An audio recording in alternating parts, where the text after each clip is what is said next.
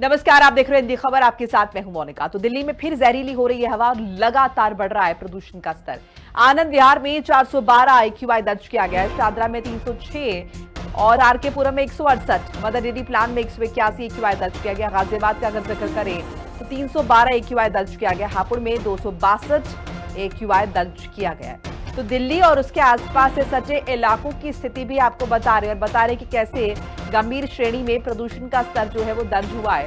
गाजियाबाद का जिक्र करें, हापुड़ की बात करें, इन तमाम एरियाज को अगर आप देखें। इसके अलावा देखिए, अगर हम दिल्ली की ही बात कर रहे हैं स्पेसिफिकली, तो आनंद विहार सबसे ज्यादा पोल्यूटेड जगह है हमेशा की तरह। 412 AQI दर्ज किया गया है। शादरा का AQI लेवल है 306। जाहिर है ये जो स्तर है ये खतरनाक स्तर है, खतरे का निशान है। और अभी ये जो स्तर है प्रदूषण का, ये अभी धीरे धीरे और बढ़ेगा, क्योंकि सर्दियां आने के साथ और दिवाली के पार होने के बाद लगातार ये समस्या जो है वो देखी जाती है। और सबसे ज्यादा समस्या तब होगी जब सुबह के समय जो है, जब कोहरा आएगा। कोहरे की वजह से जो स्मॉग की स्थिति बनेगी वो जाहिर है आपके फेफड़ों के लिए, आपकी आंखों और सांस लेने में दिक्कत पैदा करेगी। एक बार फिर से राजधानी दिल्ली की जो हवा है वो दूषित होती हुई दिखाई दे रही है। प्रदूषण का स्तर महानगर को चारों तरफ से घेर रहा है और इसके लिए तमाम तरह की बातें और दावे भी सरकार की तरफ से किए जा रहे हैं। कृत्रिम बारिश की बात भी कही जा रही है कि आर्टिफिशियल रेन के जरिए पोल्यूशन को कंट्रोल करने की कोशिश की जाएगी। इससे पहले दिवाली पर आपको याद होगा सुप्रीम कोर्ट ने इस बार राहत दी थी पटाखे छुड़ाने की। हालांकि कहा था ग्रीन पटाखे जो हैं वही जलाए जाएंगे, लेकिन क्या स्थिति उस वक्त भी रही हम सभी ने देखा। और इन सब के बीच हमारे साथ तमाम हमारे सहयोगी जुड़ चुके हैं। देव वर्मा गाजियाबाद से, प्रिया राणा नोएडा से और अरुण पांचाल लोनी से। सबसे पहले अरुण, आपका रुख कर लेते हैं। क्या स्थिति लोनी में है प्रदूषण की, क्या देख पा रहे हैं और सुबह कैसे हुई थी? अगर हम देखें सुबह अर्ली मॉर्निंग के वक्त की अगर बात करें तो।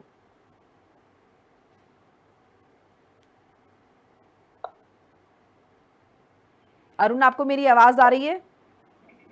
देखिए, बिल्कुल। अगर हम गाजियाबाद की बात करें तो गाजियाबाद में देखिए वायु गुणवत्ता जो है वो धीरे धीरे बेहद खराब श्रेणी में पहुंचती जा रही है। क्योंकि अगर हम गाजियाबाद की बात करें, देखिए दीपावली के बाद से जो गाजियाबाद में जो हवा है वो कहीं ना कहीं लोगों के लिए अब खराब होती जा रही है। क्योंकि लगातार जो सुबह के समय जो लोग टहलने के लिए मॉर्निंग वॉक पर निकल रहे हैं, उनको कहीं ना कहीं दिक्कत परेशानी हो रही है। वहीं अगर हम डॉक्टरों की बात करें, कल हमने अस्पतालों में जाकर भी देखा था, डॉक्टरों से बातचीत करने का भी प्रयास किया था, तो वहाँ ज्यादातर डॉक्टरों द्वारा यही बताया जा रहा था कि जो भी लोग आ रहे हैं वो यही बता रहे हैं कि उनको सांस लेने में दिक्कत हो रही है और आंखों में जलन जैसी शिकायतें और गले में खराश जैसी शिकायतें देखने को मिल रही है। छोटे बच्चों की अगर हम बात करें तो छोटे बच्चों को भी इसी तरह की शिकायतें मिली। क्योंकि अगर हम सुबह के समय की बात करें, सुबह के समय जो लोग छोटे बच्चे हैं वो स्कूल के लिए जाते हैं और उनको जब इस चीज का सामना करना पड़ता है तो माता पिता जो है वो छोटे बच्चों को मास्क लगा के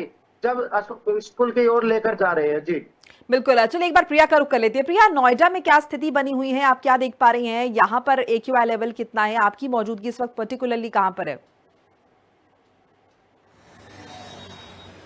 जी बिल्कुल, देखिए मेरी मौजूदगी नोएडा परथला फ्लाईओवर के पास है, जहां पर एयर क्वालिटी इंडेक्स जो है अभी भी रेड जोन में शो कर रहा है, यानी कि बेहद ही खतरनाक श्रेणी में है। 312 इस समय देखिए नोएडा का जो है एयर क्वालिटी इंडेक्स है। जनता है कि जहरीली सांसें लेने के लिए मजबूर हो गई है, क्योंकि बीते कई वर्षों का रिकॉर्ड जो है वायु गुणवत्ता उसकी वजह से लगातार बढ़ती हुई नजर आ रही है। क्योंकि अगर हम बात करें, नोएडा में सबसे ज्यादा जो है देखिए बहुमंजिला इमारतें हैं जिनका निर्माण भी होता है और कुछ पूरी भी हो चुकी है। आप तस्वीरें में देखेंगी तो आपको देखिए वायु प्रदूषण यहाँ पर कितना नजर आएगा कि जितनी भी बिल्डिंग है, आपको आज तो ये बिल्डिंग बिल्कुल भी नजर नहीं आ रही होगी। कल तक अगर हम तस्वीर देखें तो थोड़ी बहुत धुंधली नजर आती थी, लेकिन आज उस धुएं के गुब्बार कहें या फिर वायु प्रदूषण कहें, उसने अपनी चादर में इसको लपेट लिया है। बच्चों के स्कूल खुल चुके हैं, माँ बाप जो है अपने बच्चों के मुंह पर मास्क लगाने के लिए स्कूल भेजने के लिए मजबूर हो चुके हैं। वहीं अगर हम अस्पतालों का जिक्र करें तो अस्पतालों में डॉक्टर्स का कहना है कि लोगों को आंखों की समस्या सबसे ज्यादा हो रही है और स्किन की समस्या अब की बार निकल कर आई है। डॉक्टर्स ने कहा है कि 60% जो लोग हैं स्किन की समस्या भी उनको होती हुई नजर आ रही है, क्योंकि लगातार धूल और धुएं का गुब्बार फैलता हुआ नजर आ रहा है। प्राधिकरण के द्वारा पानी के छिड़काव का जो दावा वादा किया जा रहा था, धरातल पर सब कुछ जीरो नजर आ रहा है। कृत्रिम वर्षा की बात की जा रही थी, लेकिन कृत्रिम वर्षा अभी नहीं हुई है। मौसम विभाग के अनुसार अभी बारिश के भी होने की संभावना नहीं है, जिसकी वजह से वायु प्रदूषण जो है रेड जोन में लगातार बना हुआ है। बीते कई वर्षों का रिकॉर्ड तोड़ रहा है और जनता जो है जहरीली सांसें अपने अंदर ले रही है, दम घोटू हवा हो चुकी है। वहीं जिन चीजों पर रोक लगाई थी, ग्रैप लगाए गए थे, कंस्ट्रक्शन पर रोक लगाई गई थी, डीजल वाले बड़े जनरेटर जो बहुमंजिला इमारतों में इस्तेमाल होते हैं उन पर रोक लगाई गई थी, कहीं पर कूड़ा नहीं जलाना है, जहां ढेर इकट्ठा होता है, वो सब तस्वीर एज इट इज आपको नोएडा और ग्रेटर नोएडा में नजर आएगी। लगातार ईंटों के भट्टे हैं जो उनसे धुआं निकलता है, वो भी आपको यहाँ पर नजर आएंगे। तो आप अंदाजा लगाइए कि जो ग्रैप लागू किए गए थे उन पर जब रोक नहीं लगेगी तो लगातार जो वायु प्रदूषण है और भी खतरनाक। सरकार के दावे भी फेल होते हुए लगातार नजर आ रहे हैं। अस्पतालों में भारी भीड़ देखने के लिए मिल रही है, जनता त्राहिमाम करती हुई नजर आ रही है। लोगों ने अपने मुंह पर N95 मास्क लगाना शुरू कर दिया है, कोई गीला कपड़ा लगाकर रख रहा है, क्योंकि धूल और धुएं के गुब्बार ने जनता का जीना दुश्वार कर दिया है।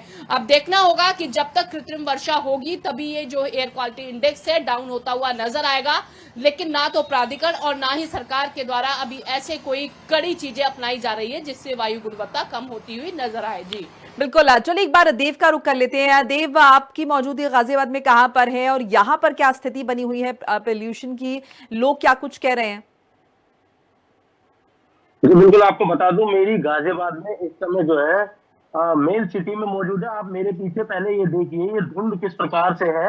मैं आपको बता दूं कि ये जो धुंध है यहाँ पर एयर क्वालिटी दिन प्रतिदिन बढ़ रही है घटने की बजाय। आपको एक बात और बता दूं, यहाँ अगर हम बात करें गाजियाबाद नगर निगम की, तो नगर निगम के जो दावे हैं वो फेल होते नजर आ रहे हैं, क्योंकि नगर निगम ये दावे करती है कि हम जो है एयर क्वालिटी को ठीक करने के लिए लगातार पानी की बौछार कर रहे हैं।